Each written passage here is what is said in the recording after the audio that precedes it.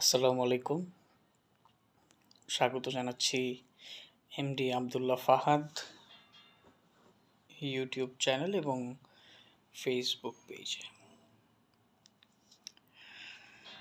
আজকের ক্যাপশন দেখে বুঝতে পেরেছেন যে কি নিয়ে আলাপ করতে চলেছি। যদি সাইড অর্থাৎ আমার আশপাশ থেকে কোনো আওয়াজ আসে সেই জন্য আমি ক্ষমা প্রার্থী। সো আপনারা কাইন্ডলি আমার এই ভিডিওটা যখন আপনারা শুনবেন এবং দেখবেন, আপনারা তখন কাইন্ডলি হেডফোনটা ইউজ করলে আমার মনে হয় ভালো হয়।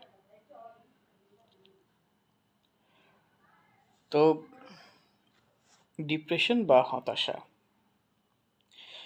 এটা খুব কমন একটা ব্যাপার for each and every one in the world. I think no one can be passing his or her life without depression or something like that. মানুষের জীবন কখনোই একটা ধারায় এক গতিতে চলতে পারে না, চলেও না। প্রতিটা মানুষের জীবনে দুঃখ কষ্ট আছে, এটিকে নিয়েই আমাদের চলতে হয়। আপনি তবে আমার ব্যক্তিগত অ্যানালাইসিস এবং আমি ব্যক্তিগতভাবে ঘেঁটে আমি দেখেছি যে হতাশায় সেই সকল মানুষই সবচেয়ে বেশি ভোগে যারা নিজের কাজ বাদ দিয়ে অন্যের কাজ নিয়ে ব্যস্ত থাকে। আমি আবারও রিপিট করছি, হতাশায় ওই মানুষগুলো সবচেয়ে বেশি থাকে যে মানুষগুলো নিজের দিকে না তাকিয়ে বা নিজের কাজ না করে যারা অন্যের কাজ বা অন্যের দিকে তাকিয়ে থাকে, এই মানুষগুলো সবচেয়ে বেশি হতাশায় ভোগে এবং একটা পর্যায়ে যে কোনো একটা বাজে সিদ্ধান্ত নিয়ে ফেলে অথবা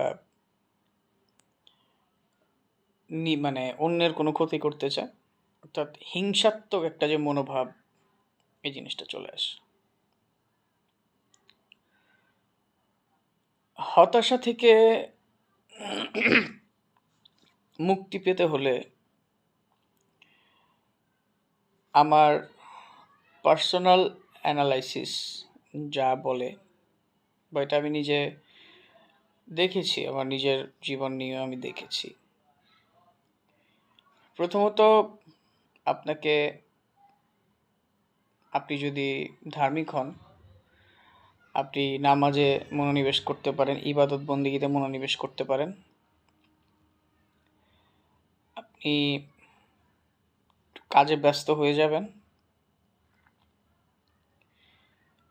আর মানুষকে হেল্প করবেন যতটুকু যেভাবে করা যায়, সেটা তো অনেক শান্তি আছে।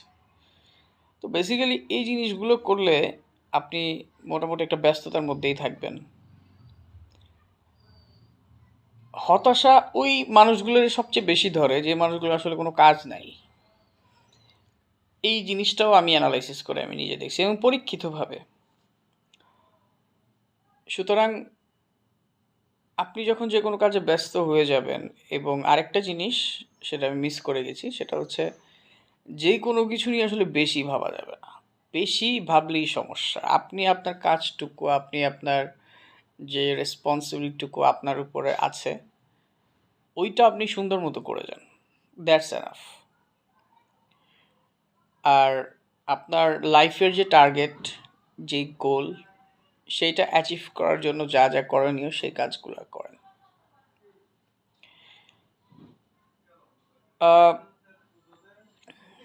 লাইফ মানুষের, আমি ভিডিওর প্রথমেই বলেছি যে লাইফ আসলে কারোই এক স্রোতধারায় বা এক গতিতে কারোই চলে না, এক ধারায় কারোই চলে না।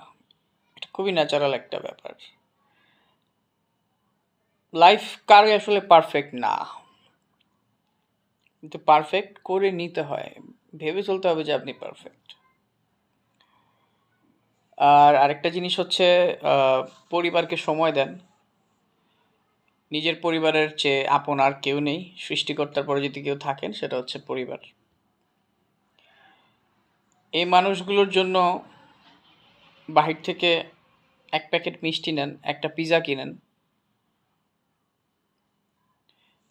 একটা বার্থডে কেক নিয়ে যান বা এমনিতে একটা কেক নিয়ে যান, সবাই মিলে বিরিয়ানি রান্না করেন। ওই যে 700-800 টাকা দিয়ে যে আপনি হচ্ছে গরুর মাংস কিনলেন বা একটা কেক কিনলেন বা 50 টাকার পুরি নিয়ে গেলেন, সবাই একসাথে আছেন নিয়ে গেলেন, ওইটা আপনি টাকা খরচ করলেন, ওইটা দিয়ে আপনি সুখ কিনলেন।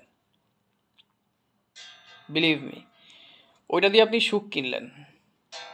সবার মাঝে থাকতে অনেক আনন্দ, এবং সবার মাঝে যখন আপনি থাকবেন, সবার মধ্যে যখন আপনি থাকবেন, তখন আপনাকে অন্য যেই ডিপ্রেশনাল যেই থিংসগুলো আছে এগুলো আপনাকে টাচ করতে পারবে না।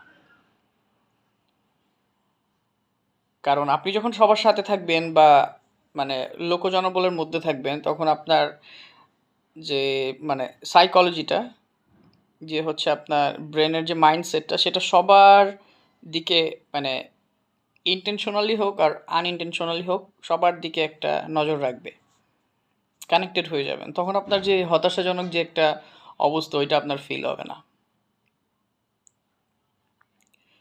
তো যাই হোক, সবাই ভালো থাকবেন, সুস্থ থাকবেন।